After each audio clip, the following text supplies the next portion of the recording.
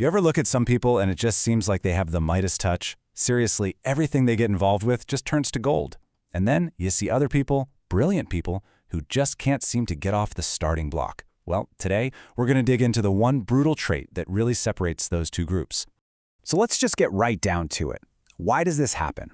Well, the answer isn't what you probably think. It's not about having a higher IQ or some fancy degree, or just getting lucky. Nope.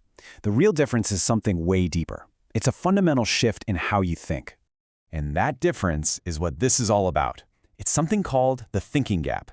This is the single biggest obstacle standing between where you are right now and where you want to be. And really, it all boils down to one simple idea: where you put your focus. Okay, let's break this down.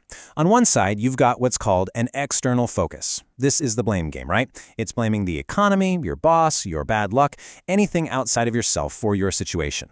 But then you have the internal focus. And this is the trait of successful people. They take absolute accountability. They don't sit around waiting for the stars to align. They create their own conditions. They don't see themselves as victims. They see themselves as the creators of their own personal economy.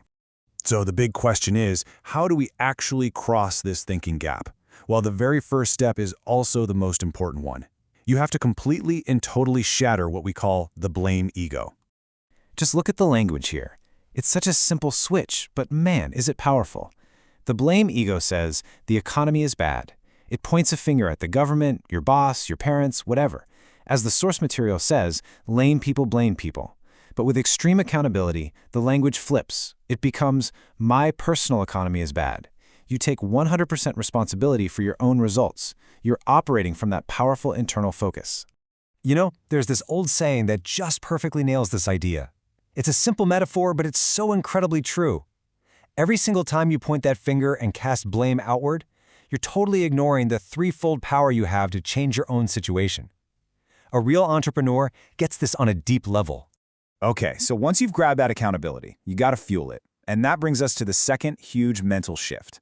It's about understanding the massive, massive difference between just being interested in a goal and being truly, unshakably committed to it.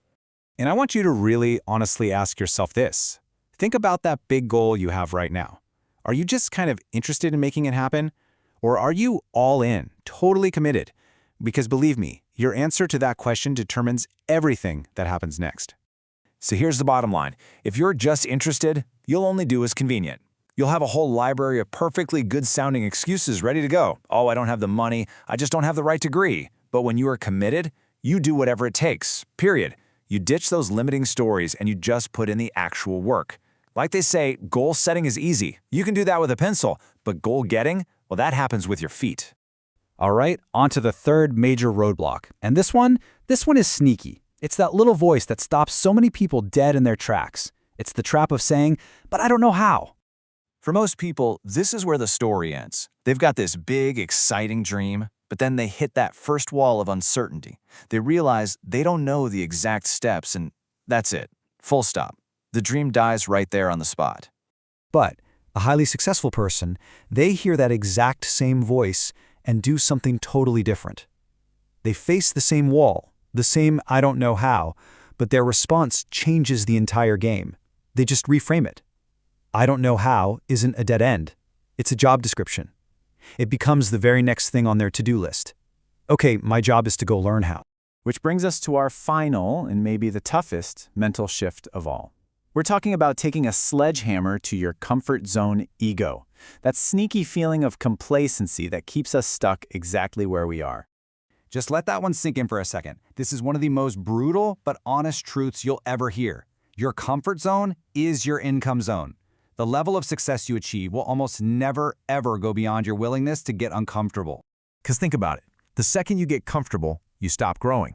And in the world of achievement, if you're not growing, you're actively dying.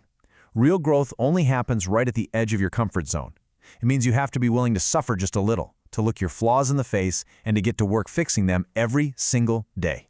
So, we've covered these 4 massive mental shifts, right? Shattering blame, choosing commitment, getting past the how-to trap, and escaping your comfort zone. But listen, all that knowledge is totally useless without one final ingredient.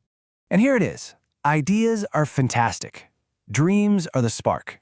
But they are not the fire. Execution is the actual game. Taking action, doing the work, that's the only thing that turns a mindset into money, a dream into reality. So, as we wrap this up, I want to leave you with this final thought. Forget about tomorrow or next week. Based on everything we just talked about, what is the one story, the one excuse, the one comfort zone that you are ready to absolutely shatter starting right now?